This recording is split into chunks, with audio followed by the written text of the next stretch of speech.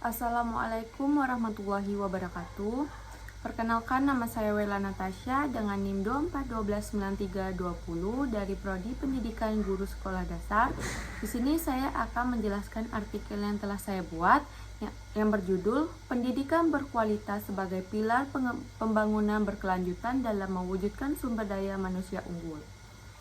Yang pertama itu latar belakangnya, yaitu pendidikan merupakan salah satu faktor penting dalam meningkatkan kualitas sumber daya manusia. Melalui pendidikan, individu dapat mengembangkan pengetahuan, keterampilan, dan karakter yang dibutuhkan untuk menghadapi tantangan hidup.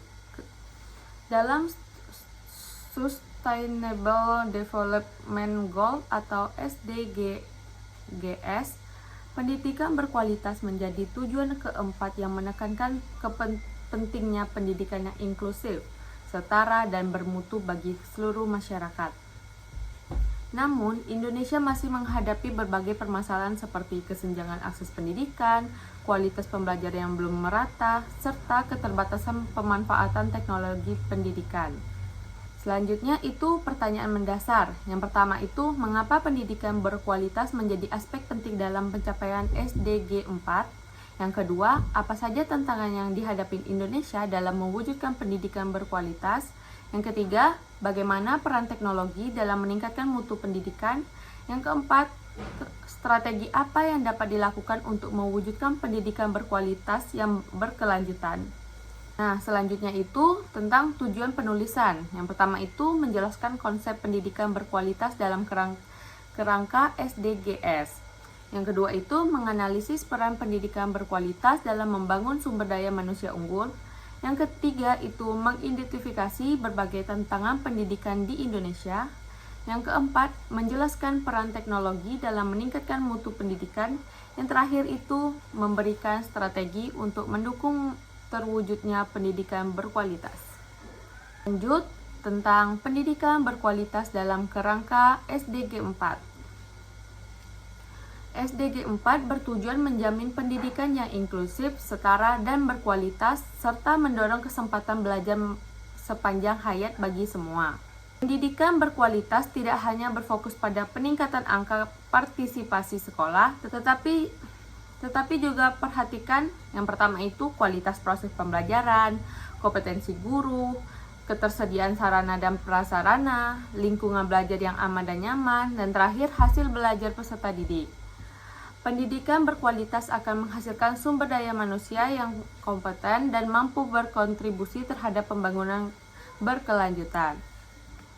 Selanjutnya yaitu peran pendidikan berkualitas dalam membangun SDM unggul. Yang pertama itu meningkatkan kompetensi dan keterampilan, yang dimana pendidikan membantu peserta didik mengembangkan kemampuan berpikir kritis, kreativitas, komunikasi, dan kolaborasi. Yang kedua, meningkatkan produktivitas, yang dimana pendidikan merupakan investasi yang mampu meningkatkan kualitas tenaga kerja dan kesejahteraan masyarakat. Yang ketiga itu membentuk karakter, yang dimana pendidikan menanamkan nilai tanggung jawab, kejujuran, toleransi, dan kepedulian sosial. Yang terakhir itu meningkatkan daya saing bangsa. Sumber daya manusia berkualitas akan mendukung kemajuan ekonomi dan pembangunan nasional. Lanjut, manfaat pendidikan berkualitas ada 4. Yang pertama, mengurangi kemiskinan, yang dimana pendidikan membuka peluang kerja yang lebih baik. Yang kedua, meningkatkan kesejahteraan masyarakat. Masyarakat yang terdiri memiliki kualitas hidup yang lebih baik. Yang ketiga itu mendukung pertumbuhan ekonomi. Produktivitas tenaga kerja meningkatkan melalui pendidikan. Yang terakhir itu mendorong pembangunan berkelanjutan, yang dimana pendidikan berkontribusi terhadap pencapaian berbagai tujuan SDGs lainnya. Selanjutnya itu tentang tantangan pendidikan di Indonesia, yang dimana ada 5. Yang pertama, kesenjangan akses pendidikan. Fasilitas pendidikan di daerah perkotaan lebih lengkap dibanding daerah terpencil. Yang kedua, pemerataan kualitas guru. Distribusi guru kompeten masih belum merata. Yang ketiga, rendahnya literasi dan numerasi. Kemampuan dasar peserta didik masih perlu ditingkatkan. Yang keempat itu keterbatasan sarana dan prasarana. yaitu masih terdapat sekolah dengan fasilitas yang kurang memadai. Yang terakhir itu kesenjangan teknologi. Akses internet dan perangkat digital belum tersedia secara merata. Lanjut tentang peran teknologi dalam meningkatkan kualitas pendidikan, yang dimana perkembangan teknologi memberi peluang besar dalam dunia pendidikan melalui yang pertama Learning Management System atau LMS, yang kedua platform pembelajaran daring, yang ketiga video pembelajaran, keempat media pembelajaran digital.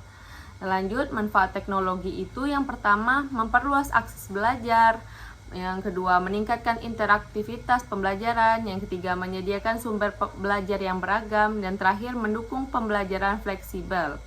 Namun, keberhasilannya tetap memerlukan dukungan infrastruktur dan kompetensi guru. Selanjutnya kita membahas tentang strategi mewujudkan pendidikan berkualitas, yang dimana ada 5. Yang pertama, pemerataan akses pendidikan, yaitu pembangunan sarana dan prasarana secara merata. Yang kedua, meningkatkan kompetensi guru, yaitu pelatihan dan pengembangan profesional berkelanjutan. Yang ketiga, penguatan literasi digital, yaitu membekali peserta didik dengan kemampuan memanfaatkan teknologi secara bijak.